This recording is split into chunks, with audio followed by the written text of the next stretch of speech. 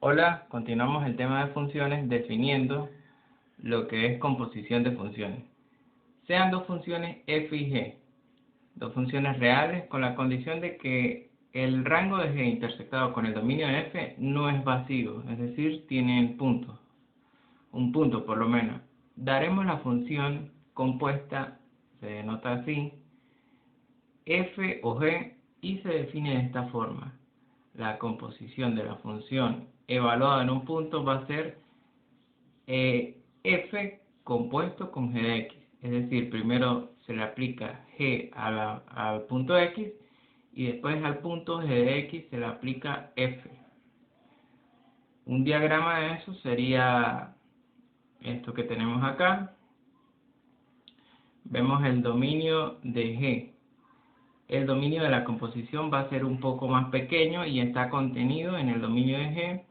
Damos un punto en el dominio de la composición. Al aplicarle g, ese punto va a caer en el dominio de f y a la vez en el rango de g. Luego, al aplicarle f a este punto, entonces eso va a caer en el dominio de f o g. Y eso a la vez está contenido en el rango de f. Bien, este es el trayecto de ese punto a través de la composición de función. Y bueno, se puede definir la composición de función de este punto a este punto directamente. Por ejemplo, tenemos esta función f definida de esta forma y esta función g. Hallar g o f y f o g. Empezamos hallando f o g. Entonces, por la definición, f o g es igual a f compuesto con g de x. ¿Quién es g de x? ¿Qué forma tiene? X menos 1. Entonces, colocamos x menos 1 justo acá. Aquí lo tenemos. Luego, tenemos que hallar f de x menos 1. Es decir, esto que está acá dentro del paréntesis va a ser el argumento de la función f. Es decir, lo que voy a sustituir donde aparezca una x acá en la función f. Entonces, x menos 1 lo sustituimos acá. Entonces va a quedar acá 2 por x menos 1, aquí está, más 1, dividido entre la sustitución del x menos 1. Aquí lo tenemos. Bien, aplicamos propiedad distributiva, multiplicamos esto, sacamos las cuentas y queda de esta forma. Ahora, la composición de g o f. Entonces aplicamos la definición y nos va a quedar que tenemos que sustituir la función f en g. Es decir, esto que está acá, tengo que sustituirlo en la función g. Entonces, el argumento de la función g o la variable completa va a ser todo esto. Entonces, todo esto lo voy a sustituir en g. Entonces, lo tendría que poner acá, en la variable x. Por eso va a quedar todo esto como si fuera este x, solo que le sustituyo el f, menos el 1. Bien, ¿qué pasa cuando tenemos una suma, una división, una resta de funciones, una multiplicación y queremos hallar el dominio de eso? Entonces, eso tiene unas reglas que escribimos aquí a continuación. Por ejemplo, la suma de función para encontrar el dominio, basta con encontrar el dominio de cada uno e intersectarlo. Eso funciona para la suma y resta. Para la multiplicación de funciones también. Va a ser la intersección de los dominios de las funciones por separado. Si tenemos una constante por una función, también el dominio de esa constante por la función va a ser el dominio de la misma función f. Luego, a la división de función, tendríamos que hacer una intersección. ¿Una intersección de quién? Del dominio de la función f con el dominio de la función g, con la excepción de que el dominio de la función g tengo que quitarle los puntos donde g se hace 0. Por eso aquí tenemos dominio de f intersectado con dominio de g, quitándole los puntos x donde g de x se hace 0 porque tendría una división entre 0 y eso no existe, por eso tengo que quitárselo. Bien, por ejemplo, tenemos esta función. Esto es una suma de función. ¿Cómo hacemos para hallar el dominio de esta suma de función? Tendría que hallar el dominio de esta función y el dominio de esta. Así pues, aplicamos la definición. El dominio de h va a ser este dominio intersectado con este dominio. Este dominio de acá, sabemos cómo hallarlo. Necesitamos que lo que está dentro de la raíz sea positivo. Eso me genera una desigualdad, una inecuación. La resolvemos y obtenemos que son los x mayores o iguales que 1. Entonces, el dominio de esta función es el conjunto desde 1 a más infinito. Lo mismo hacemos con esta función. El dominio de esto sigue una regla, que lo que está dentro de la raíz sea positivo. Resolvemos esa inecuación y nos queda el conjunto de menos infinito hasta 4 cerrados. Intersectamos esos dos conjuntos y nos va a dar el intervalo cerrado desde 1 hasta 4. Luego, hallar el dominio de la función que tenemos acá, muy parecida a la anterior. Entonces, tenemos una división, tenemos que seguir la regla de que va a ser el dominio del numerador intersectado con el dominio del denominador. Con la excepción de que este dominio, el dominio de esta función, tengo que restarle los puntos donde se hace 0. Muy bien. Entonces, acá lo tenemos, dominio del denominador, restándole los puntos donde se hace 0. ¿Cuál sería el dominio del numerador? Ya lo hicimos aquí arriba, lo calculamos. Es este intervalo. Lo sustituimos. Y eso tenemos que intersectarlo con el dominio del polinomio este que tenemos acá. Y el dominio de un polinomio, sabemos que es todos los reales. Y solamente falta quitarle a los reales los puntos donde se hace 0 la función de abajo del denominador. Entonces los puntos donde se hace 0 es el 1 y el menos 1. Entonces tengo que quitarle a todos los reales el menos 1 y el 1. Bien, hacemos esta intersección y nos va a dar como resultado este intervalo. Definición: función sobreyectiva. Una función f que va de A en B es sobreyectiva si para todo y perteneciente a B existe un x tal que f de x es igual a y. ¿Cómo se ve eso gráficamente en un diagrama? Entonces nosotros tenemos el conjunto B. El conjunto B tiene 4 puntos acá.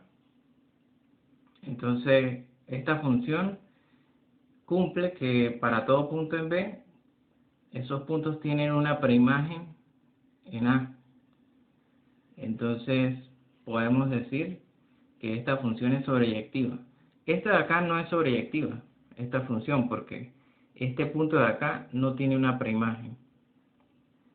Bien, función inyectiva. Una función f que va de A en B es inyectiva si para cada par de puntos en A si los puntos son distintos, entonces sus imágenes también son distintas. Bien, por ejemplo, esta función de acá, si yo tomo un par de puntos acá en A, distintos, veo que las imágenes caen en puntos distintos. Aquí también, todos caen en puntos distintos. Entonces esto es una función inyectiva.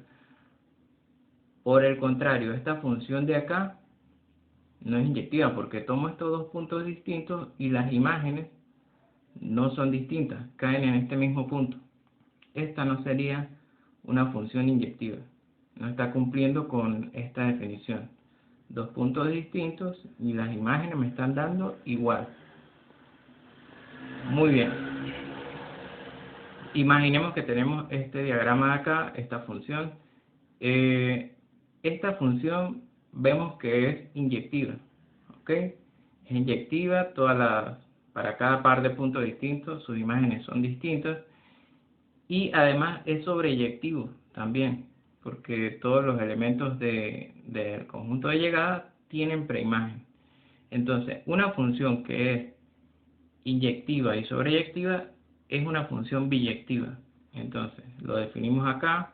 Una función es biyectiva si es inyectiva y sobreyectiva. Bien, luego vamos a definir lo que es una función inversa. Función inversa, supongamos que tenemos una función inyectiva. Una función inyectiva de esta forma. Entonces, estos 3 puntos, 1, 2, 3, 4, van hasta A, B, C y D. Va de A en B. Entonces, como es inyectiva, yo puedo definir una función que regrese los puntos de B a los puntos de A. Entonces, aquí tenemos la función. A lo está regresando otra vez al 1, el B al 2, el C al 3 y el D al 4. Esta función se llama función inversa y se denota como f elevado a la menos 1. Aquí tenemos la definición. Una función inversa.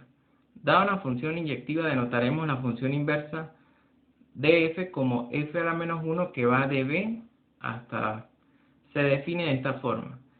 F a la menos 1 de Y lo envía a un X que pertenece a A, si y solo si f de X también va al Y. ¿Ok? Por ejemplo, hallar la función inversa de f de X igual a esta función de acá. Tenemos que seguir 2 pasos para hallar la función inversa de esta función. El paso 1 es que igualemos la función a Y para luego despejar a X. Entonces, tomamos la función y la igualamos a Y. Y luego despejamos a X.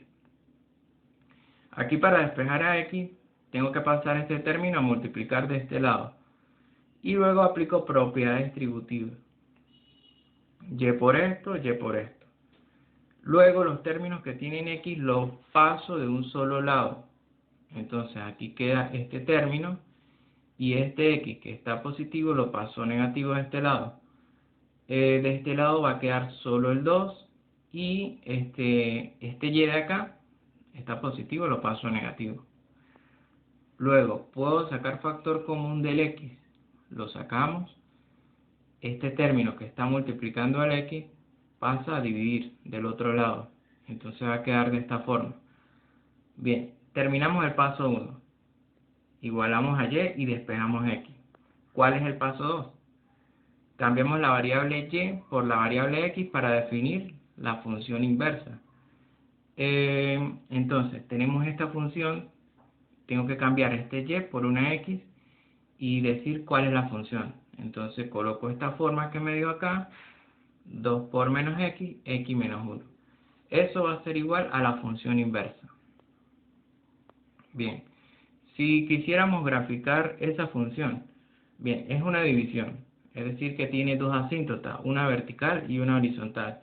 ¿Cómo conseguimos la asíntota vertical?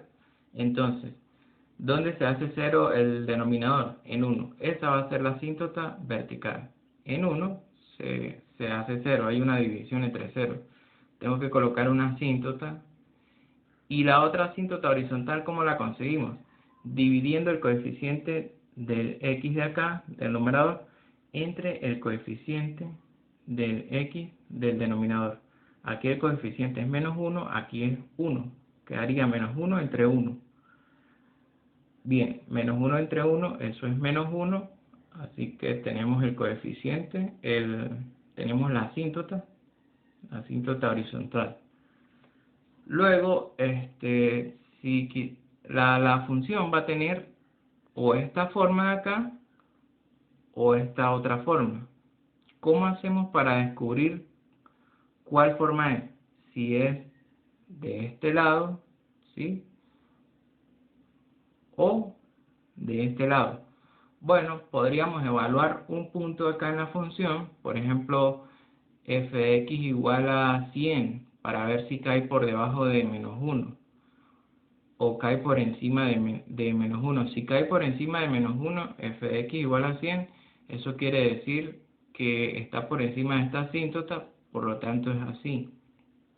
Si cae por debajo de menos 1, entonces la función es de esta forma. Entonces, ¿cómo hacemos? Vamos a sustituir el 0. Por ejemplo, si yo sustituyo el 0, si f a la menos 1 de 0 es mayor que menos 1, la función es de esta forma. Pero si es menor que menos 1, entonces es de la forma que está escrita acá. Entonces colocamos el 0 acá, entonces va a quedar 2 entre menos 1. Eso es menos 2. Entonces, f a la menos 1 de 0 es menos 2. Eso quiere decir que la función, esa porción de la gráfica va a caer por debajo de esta asíntota, así como lo tenemos escrito acá. Va a caer por acá, abajo, pasa por menos 2, y por este lado también va a quedar así.